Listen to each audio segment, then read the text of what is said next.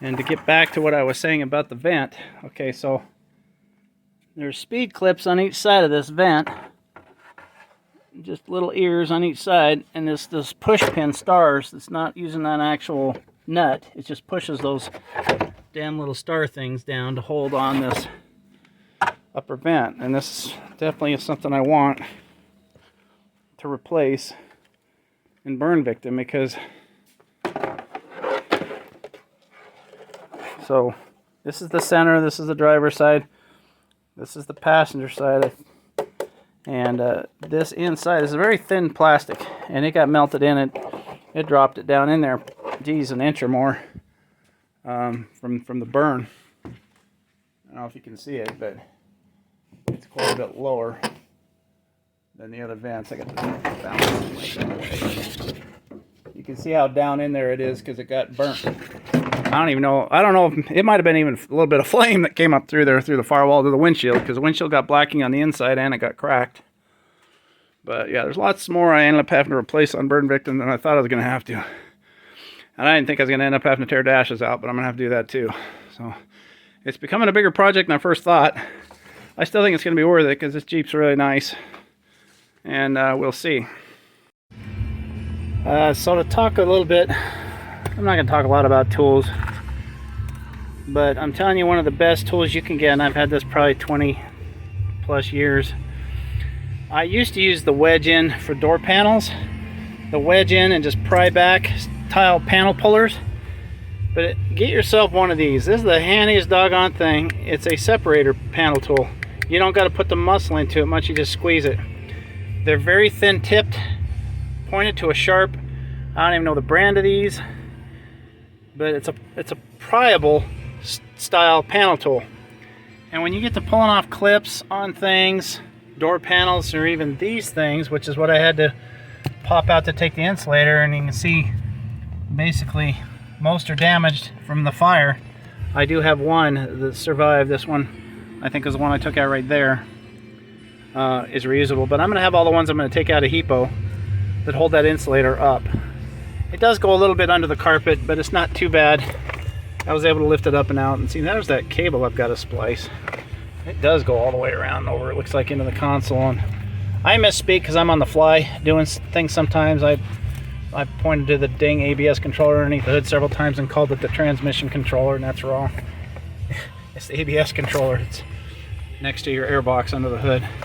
But anyway, man, a good panel popper tool. These are worth their weight in gold. And of course, you'll have to have a stubby screwdriver for a lot of different things. I've got a couple of them different ones. Anyway, we continue. I'm going to start wire brushing this. Alrighty, so I've gotten both harnesses left and right side of the wheel well. I've still got the main engine harness that comes through that hole to do. And so I'm wiping down brackets with WD-40. It's a wonderful thing to just treat plastics. You know, like the top of the plug of the transmission control module really looked bad. I gave a quick wipe over the top of some of this harnessing. Now with the split tubing, you're not going to get real detailed because of the grooves for wiping things down. I haven't wiped off the main battery terminal yet, but I cleaned off the computer bracket. But I grabbed the computer and I'm looking at it and I'm like, wow, sometimes you get lucky. This came out of a 93 Jeep. Look at that. Tested on 4/26/2005. I've got a newer computer. This was replaced some time ago by Mopar. This had to have been $1,200 or more, I bet. So this is a good computer. I just blew it out because there is heat dissipation sinks in there and caps and and stuff like that. Will collect a lot of dirt. That Jeep was fairly dirty. I mean, Hippo, I'm going to call him for short instead of Hippo shit. We'll just call him Hippo from this point on. And this is burn victim. Sometimes you get lucky. I always say I'd rather be lucky than good. Of course, it helps to be both. But anyway, yeah, I'm going to wipe this down with some WD-40 with a blue shop towel.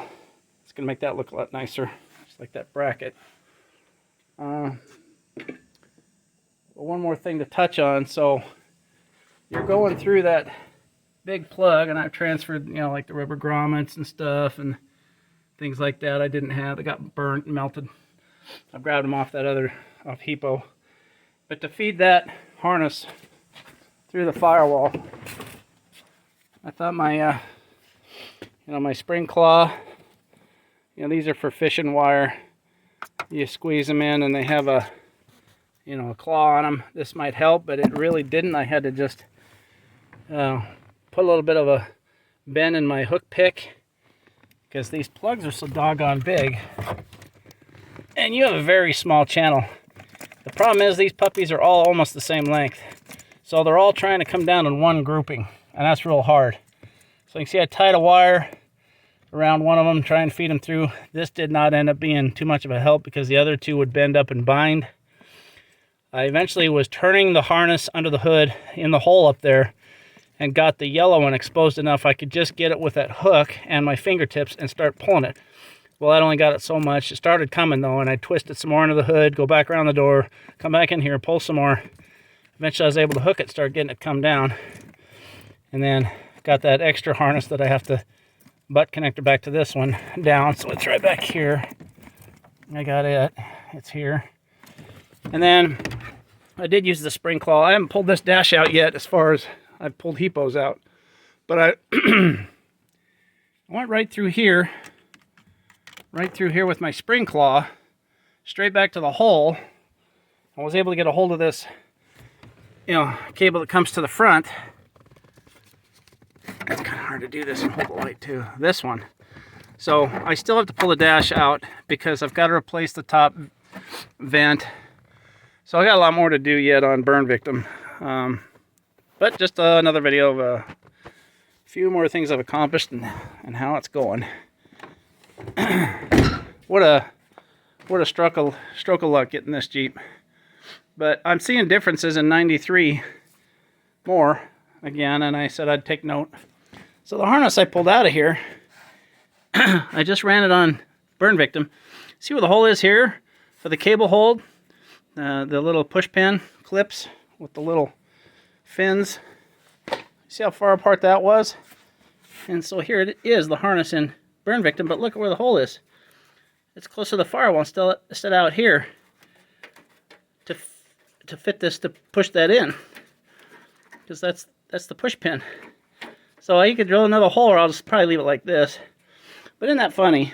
I mean, all the main bolts have to be in the same proper place, but you wouldn't think that, that kind of shit would be changed from 93 on through some of the years of 98. I've not owned a 96 to 98. Those are quite a lot different CJs than the 93 to 95, but there's quite differences between 93 to 95, since I have two sitting right next to each other that I'm seeing. There's a sensor here. The vacuum assist is over here instead of here. There's lots of things. So this master cylinder ain't gonna do me any good, and this ABS module. But see, she's got this. This has got a sensor, and the vacuum assist for brakes is over here. So let's turn it around. None of that is going to be useful on Burn Victim, but the harnessing is. Still got a lot of way to go. Anyway, I'll cut it off. Another video. Stay tuned. So I'm under Hippo to drain the coolant, and I'm seeing U-joint axles. That's the first I've ever seen on a ZJ. All my other ZJs that I've changed axles on, pretty much every one of them, it's a CV boot and a CV joint. This is by far better, having actual U-joints. But of course these are, I think this is an early production 93. And of course it has the damn diaper above the front differential in here. I freaking hate this damn diaper. I don't know why I gotta put that on anything.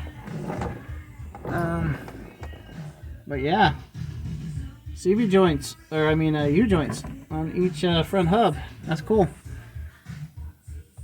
Differences in 93. Interesting. Well, this might be early production 93.